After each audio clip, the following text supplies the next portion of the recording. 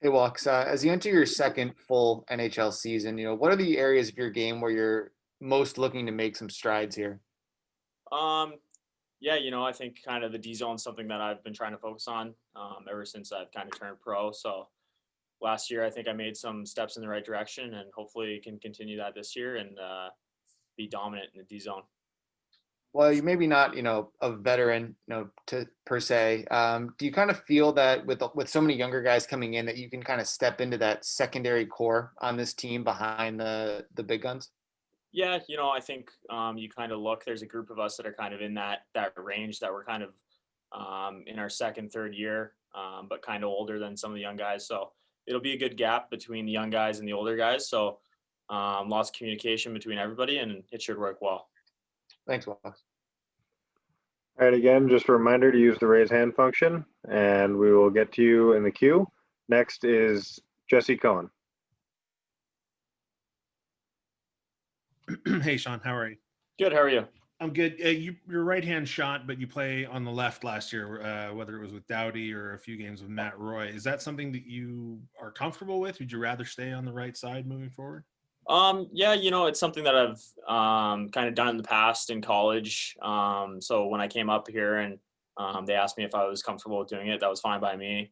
It is a little different. Some of the angles and stuff are off. But once you get used to it, it's nice. And then, I mean, in the O zone, you're walking on your forehand. So it's kind of an advantage there. But yeah, it's something I'm comfortable with doing if they need me to. So I'm always ready to do that. You played with a bunch of guys last year, and it seemed like no matter who they paired you with, that player's numbers improved and their game sort of stabilized. Was that something that you were aware of when it was happening, and did that give you more confidence as the season wore on? Honestly, I didn't think about the numbers too much, but if that was the case, that's good for me and them, obviously, and the team overall. But yeah, whoever I'm playing with, we have a great group of guys, so whoever you get paired with, it always seems to work out pretty well. Just kind of lots of communication and go forward and work on each other's strengths and help each other um, on some of the weaknesses if they have any, and it seems to work out pretty well. Thanks, Sean. Thank you. Okay, next up is Jim Fox.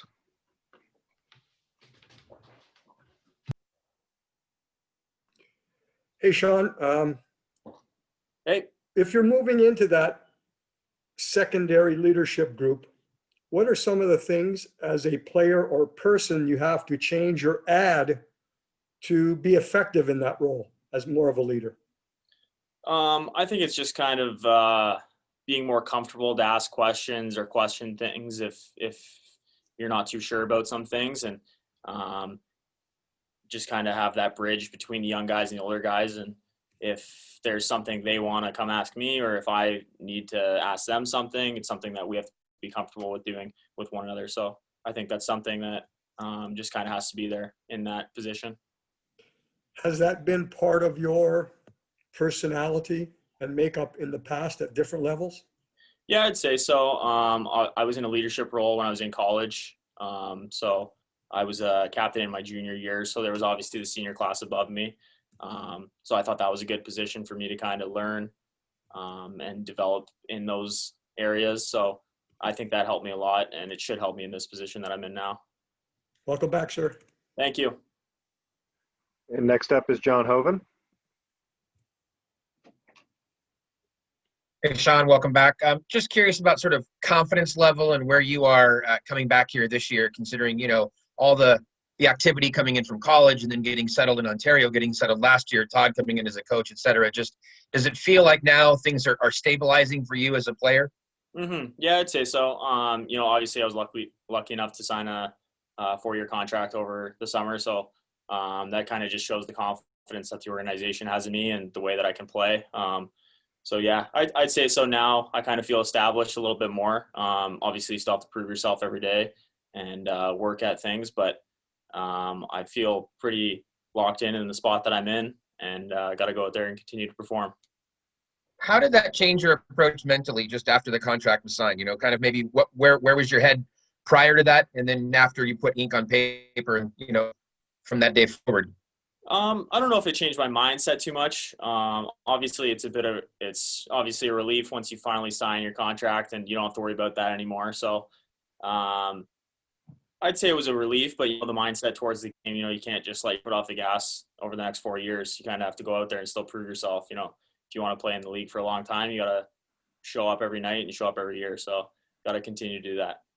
Last question then would just be about some of the younger players that are coming up behind you. I know Duel's asked a little bit about it, but can you just talk about Mikey Anderson, someone that you saw up close and personal for a little while?